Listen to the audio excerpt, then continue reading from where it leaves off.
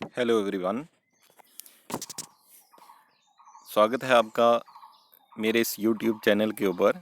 मैं डॉक्टर विनोद आज आपके लिए लेकर आया हूँ यूनिट नंबर 5 का last topic, ethics in personal selling. Ethics in personal selling क्या होता है और बड़ा ही इम्पोर्टेंट ये टॉपिक है एग्जामिनेशन पॉइंट ऑफ व्यू से भी, और वैसे भी अगर डे टू डे लाइफ में देखें तो एथिक्स का होना जो है वो बड़ा ही ज़रूरी है। हम जब कोई सेल करते हैं या डे टू डे लाइफ में हम कोई सामान खरीदने भी जाते हैं तो वहाँ पर हम ऐसे अक्सर कई बातें देखते हैं जिसमें ये पर्सनल सेलिंग में एथिक्स की बात आ जाती है। पढ़ाने से पहले मैं थोड़ी सी एक एग्जांपल से ही इसको शुरू करता हूँ। एक चंडीगढ़ बस स्टैंड के ऊपर लाइन लगी हुई थी टिकट लेने के लिए, और इतने में ही एक व्यक्ति वहाँ पर आता है और वह कहता है कि मेरी पास आज पैसे नहीं है, मेरी जेब जो है वो किसी ने काट ली और मैंने घर तक पहुँचना है, तो मुझे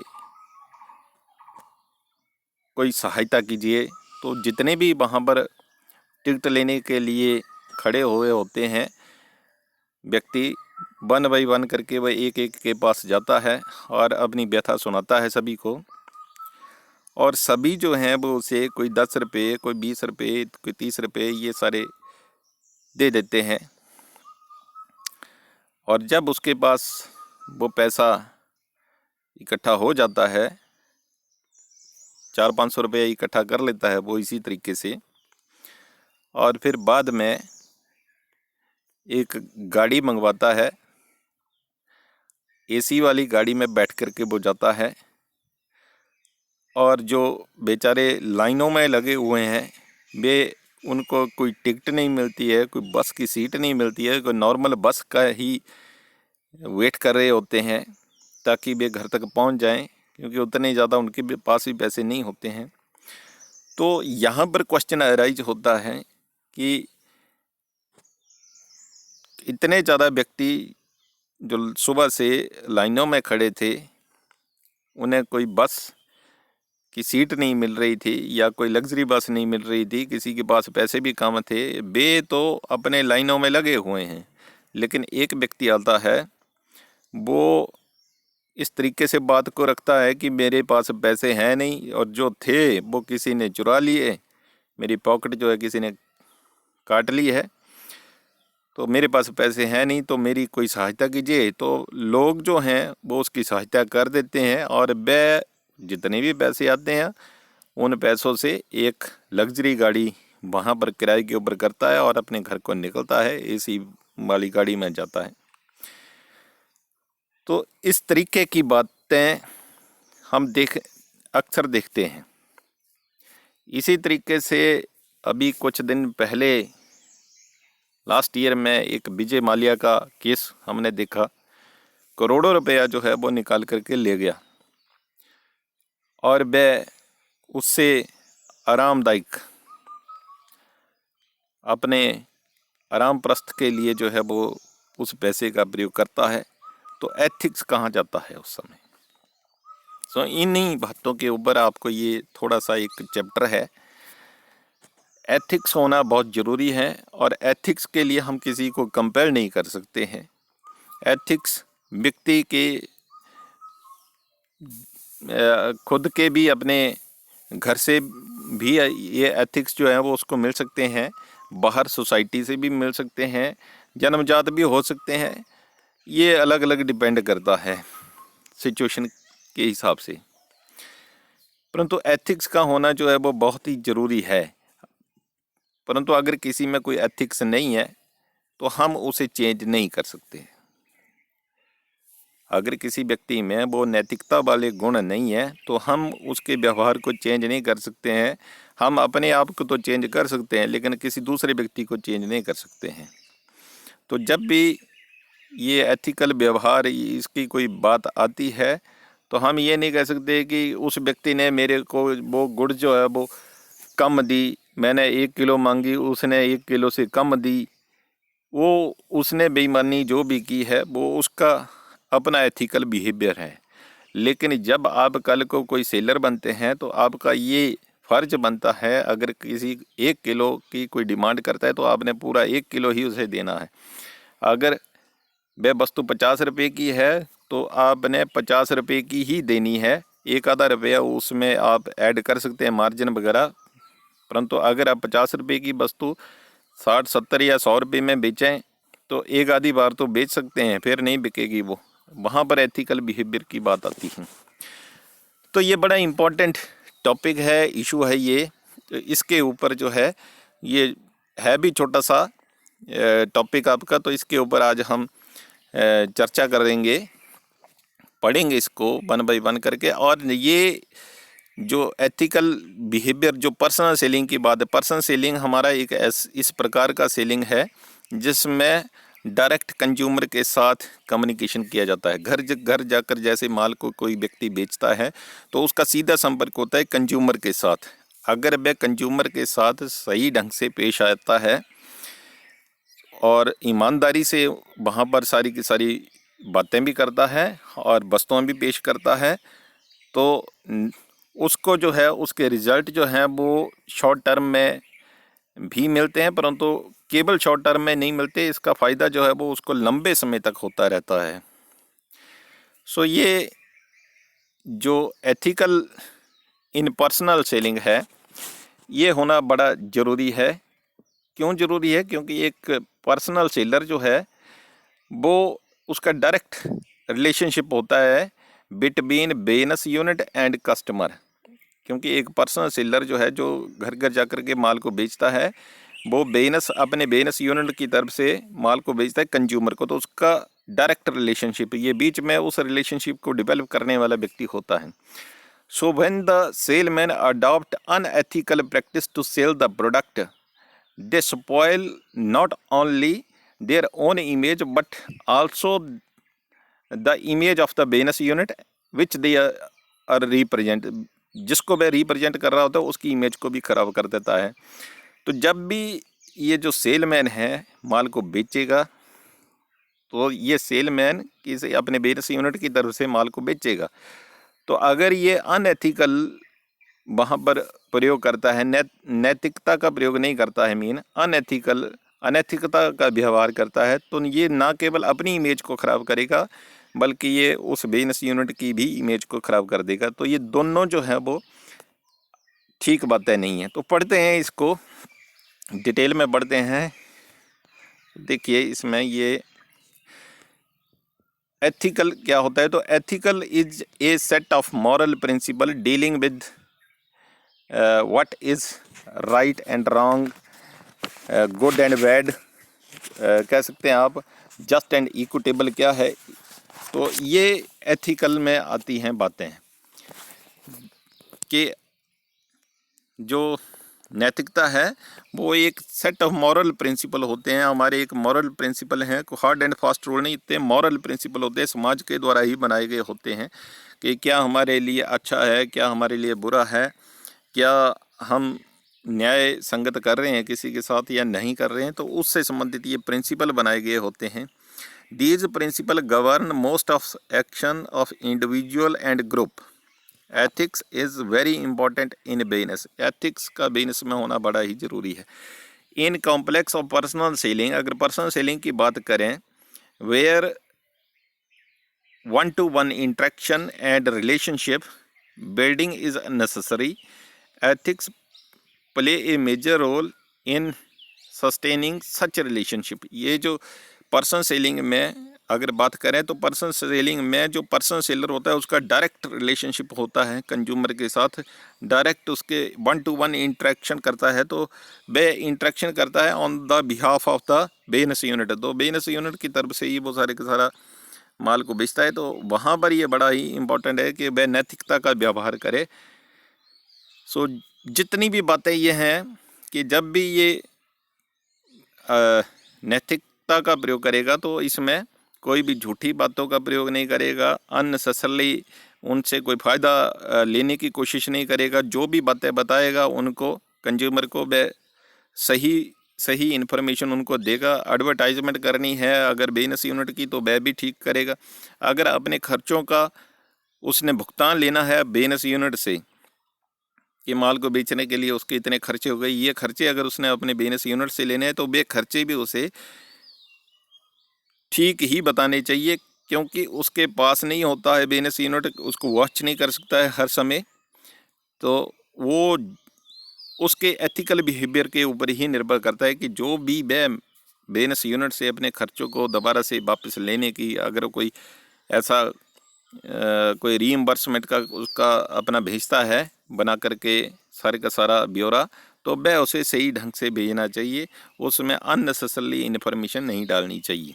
तो ये एथिकल है। इसमें एथिकल इन पर्सनल सेलिंग ये कुछ इशू दे रखे हैं कि क्या होता है ethical issue from the companies prospective क्या होता है। तो इसमें ये जो पहला दे रखा है, miss using companies credit card and expense account. कंपनियां क्या करती हैं, अपने पर्सनल सेलर को माल बेचने के लिए वस्तुएं तो देती हैं और कुछ खर्चा करने के लिए जो है, क्योंकि जब वो माल को बेचने जाएगा तो उसको कुछ खर्चा भी करना पड़ता है, तो उसको खर्चा करने के लिए एक क्रेडिट कार्ड भी दे देती हैं, उसमें कुछ पैसे डाल करके दे देती हैं कंपनियां कि जब उसे कोई ज़रूरत हो तो वह उस पैसे का प्रयोग कर सकता है। परंतु इसका miss using of company credit card, इसका कई बार मिस यूज कर लिया जाता है।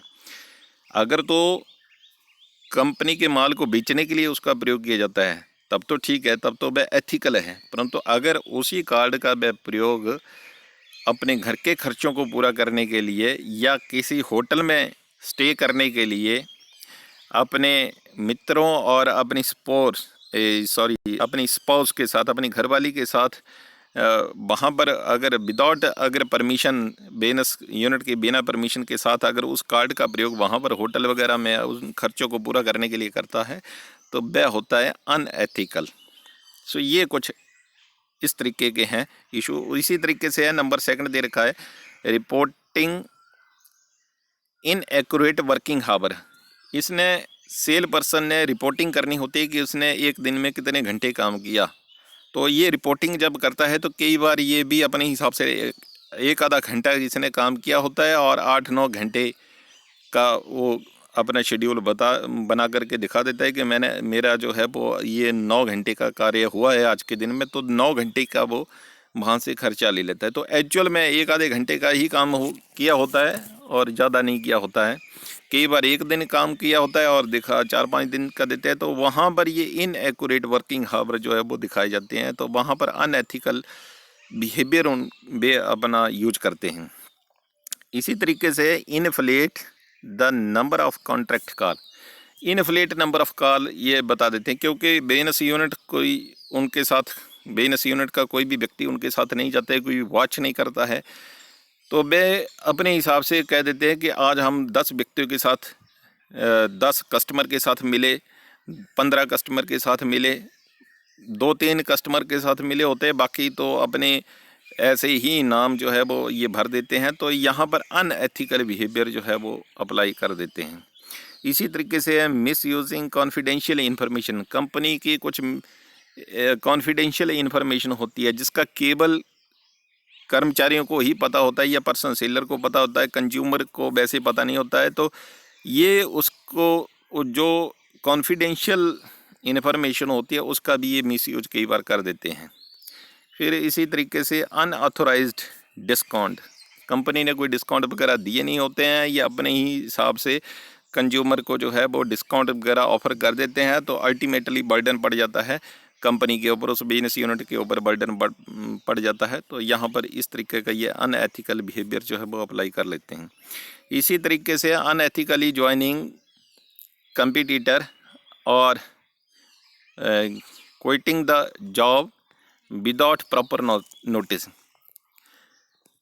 ये जिस कंपनी में पर्सनल सेलर काम करता है उस कंपनी का बहुत ज़्यादा खर्चा जो है शुरू में आता है जब इसको अपॉइंट किया गया होता है। उस व्यक्ति को जब एक नया व्यक्ति जब वो कोई अपॉइंट किया जाता है उसके ऊपर कंपनी जो है वो पहले खर्चा करती है। खर्चा मीन कि उसको ट्रेनिंग देती है, उसको डेवलपमेंट के उसको रिफ्रेशर कोर्स करवाए जाते हैं डिफरेंट, और सारे का सारा खर्चा जो है वो कंपनी पे करती है।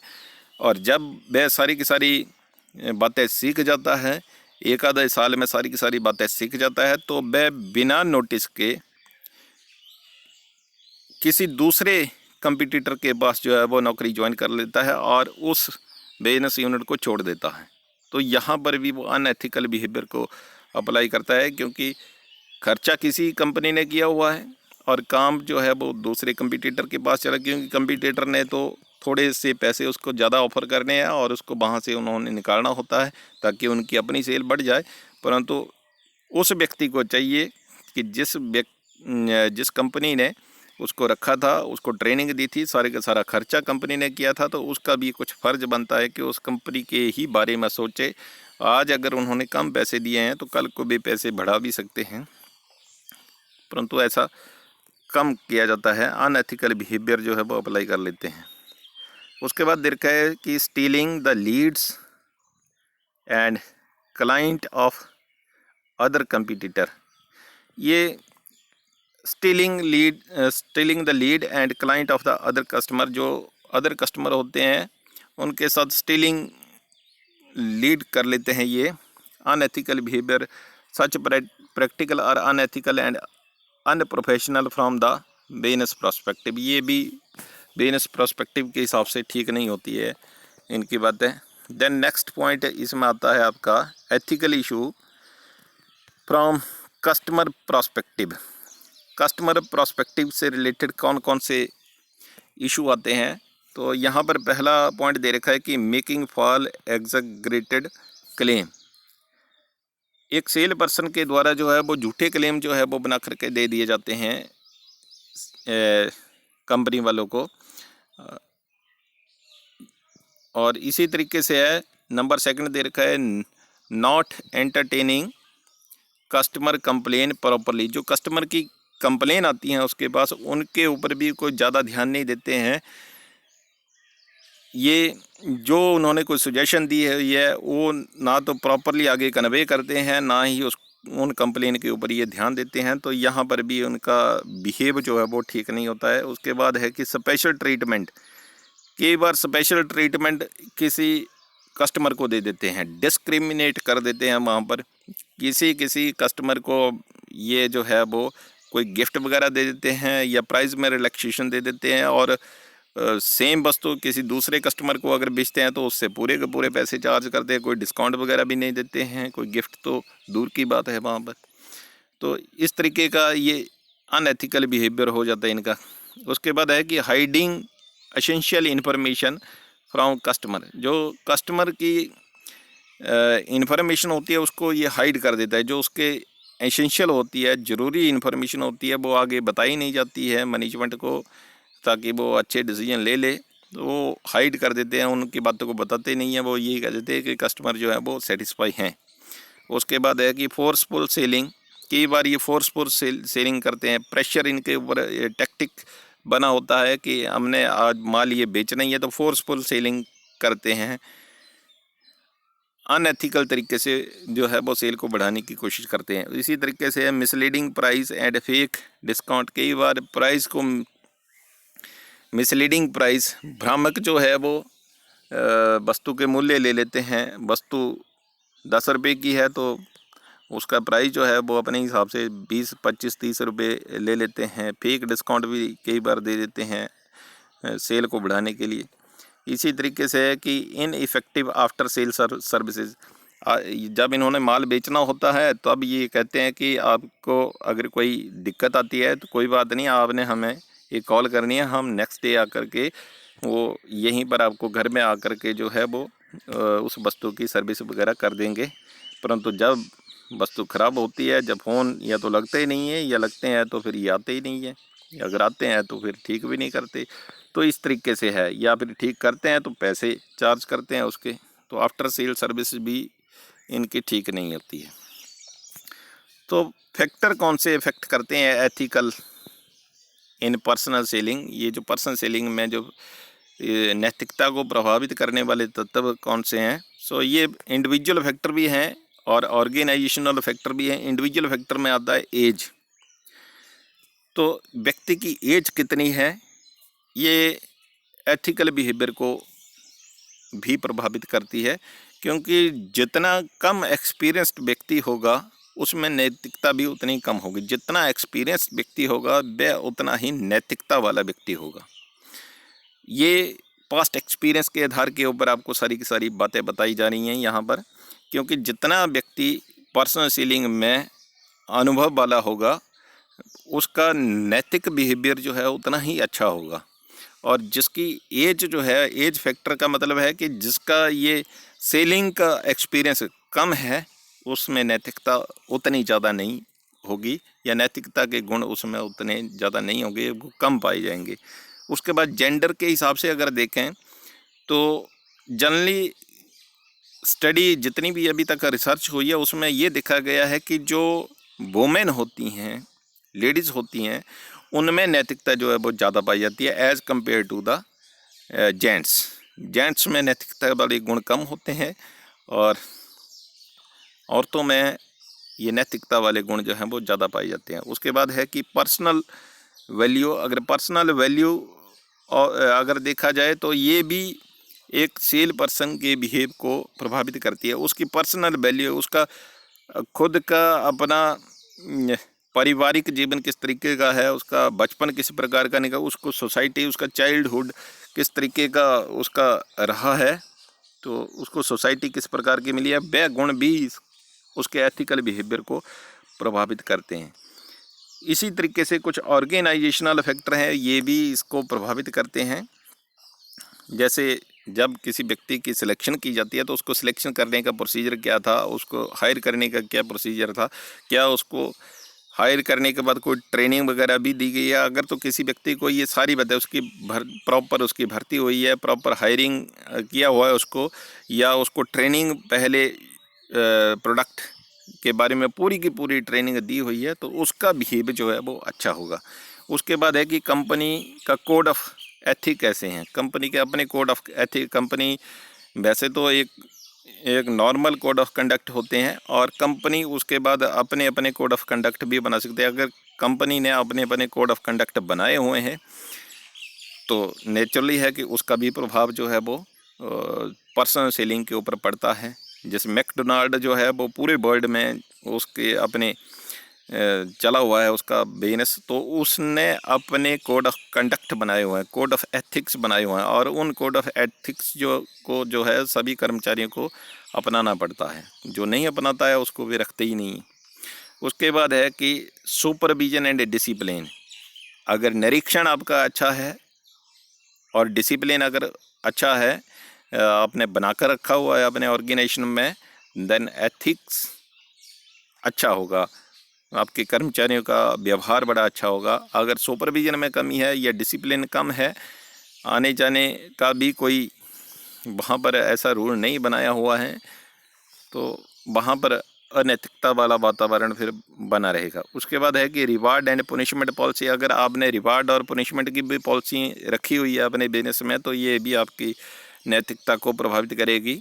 अगर कोई अच्छा काम करता है तो उसको आप रिवार्ड भी दोगे, अगर कोई ठीक ढंग से काम नहीं करता है, बिजनेस को कोई लॉस होता है, तो उसको फिर पनिशमेंट भी दी जानी चाहिए। तो और अगर ऐसी कोई पॉलिसी बनाई हुई है तो इसका फिर नैतिकता के ऊपर प्रभाव पड़ता है, पर्सनल सेलिंग की नैतिकता के ऊपर प्रभाव पड़ता है। तो ये था आपका लास्ट टॉपिक। इजी टॉपिक है, आराम से करिएगा इसको 1 बाय 1 करके। तो सबसे पहले तो इसका अर्थ ही आपने लिखना है कि एथिक्स क्या होता है। तो एथिक्स जो है वो आपको मैंने बताया कि ये नैतिकता वाले प्रिंसिपल होते हैं, सिद्धांत होते हैं, और जो ना केवल पर्सनल सेलर को हेल्प करते हैं बल्कि ये कंपनी को भी बहुत ज़्यादा इसका फ़ायदा होता है। लॉन्ग टर्म कमिटमेंट होती है। फिर कुछ इशू आपको बताए कि कंपनी अगर कोई क्रेडिट कार्ड देती है तो केवल कंपनी के लिए, कंपनी के कामों के लिए ही इसका प्रयोग किया जाना चाहिए, घर के लिए इसका प्रयोग नहीं किया जाना चाहिए। वर्किंग हावर आपने जितने एक्चुअल घंटे काम किया है उतने ही दिखाने चाहिए, उससे कम या ज़्यादा नहीं दिखाने चाहिए। जितने व्यक्तियों के साथ आपने काम किया, जितने कस्टमर के साथ आप मिले, उतने ही आपने दिखाने हैं, उससे कम या ज़्यादा नहीं दिखाने हैं। कॉन्फिडेंशियल इन्फॉर्मेशन को लीक नहीं करना है आपने। अनऑथोराइज्ड डिस्काउंट नहीं देने चाहिए आपको, और अनएथिकल आपको अपने बिजनेस को छोड़ करके भी नहीं जाना चाहिए ऐसे ही। अगर जाना है तो प्रॉपर पहले नोटिस जो है 1 आधे महीने का पहले नोटिस दे देना चाहिए, और स्टीलिंग वगैरह नहीं करनी चाहिए कस्टमर के साथ।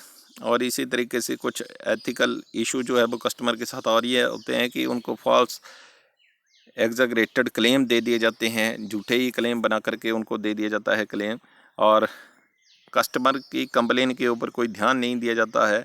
डिस्क्रिमिनेट किया जाता है, किसी को गिफ्ट दे दिए जाते हैं, किसी को डिस्काउंट दिए जाते हैं, किसी को नहीं दिए जाते हैं। इसी तरीके से हाइड की जाती है इन्फॉर्मेशन, जो कस्टमर की इन्फॉर्मेशन होती है, सजेशन वगैरह होती है, उनको छिपा कर रख दिया जाता है। फोर्सफुल सेलिंग करने की कोशिश की जाती है। मिसलीडिंग प्राइस, कम या ज़्यादा प्राइस चार्ज किया जाता है, या झूठे डिस्काउंट दिए जाते हैं, और आफ्टर सेल सर्विस के भी ऐसे ही वादे कर दिए जाते हैं। तो ये कुछ फैक्टर थे अनएथिकल बिहेवियर से संबंधित, और इन फैक्टर को प्रभावित करने वाले तत्व थे आपके एक एज। जितना एक्सपीरियंस पर्सन होगा वह उसमें नैतिकता ज़्यादा पाई जाएगी। जेंडर के हिसाब से देखें तो औरतें जो है वो उनमें नैतिकता के गुण थोड़ा ज़्यादा पाए जाते हैं। पर्सनल वैल्यू अगर देखें तो पर्सनल वैल्यू व्यक्ति के बचपना कैसा गुजरा हुआ है, उसका किन किन व्यक्तियों के साथ उसका रहन सहन रहा है, तो उसका भी प्रभाव इसकी नैतिकता के ऊपर पड़ता है। ऑर्गेनाइजेशनल फैक्टर की बात करें तो अगर उसको प्रॉपर ट्रेनिंग वगैरह दी जाती है तो नैतिकता अच्छी होगी उसमें। अगर कंपनी की कोड ऑफ कंडक्ट वगैरह अच्छे हैं तो उनका जो कर्मचारी हैं उनका भी बिहेवियर अच्छा होगा। फिर सुपरविज़न और डिसिप्लिन अगर अच्छा पाया जाता है कंपनी में तो नेचुरली है कि कर्मचारियों का नैतिकता के गुण जो हैं वो अच्छे होंगे उनमें। रिवार्ड एंड पनिशमेंट अगर पॉलिसी भी बना के रखी हुई है तो उसका भी प्रभाव जो है वो इनकी नैतिकता के ऊपर पड़ता है। सो ये था जी आपका टोटल यूनिट नंबर 5। सो आराम से करिए। अभी लॉकडाउन जो है वो 2 हफ्ते के लिए और बढ़ा दिया है सरकार ने, तो 17 मई तक घर में रहिए और हाथों को सैनिटाइज करिएगा, बार बार धोते भी रहिएगा, और अगर जाना पड़े कहीं घर से बाहर तो एक आधा ही व्यक्ति घर से बाहर जाए। ठीक है जी। So thank you very much.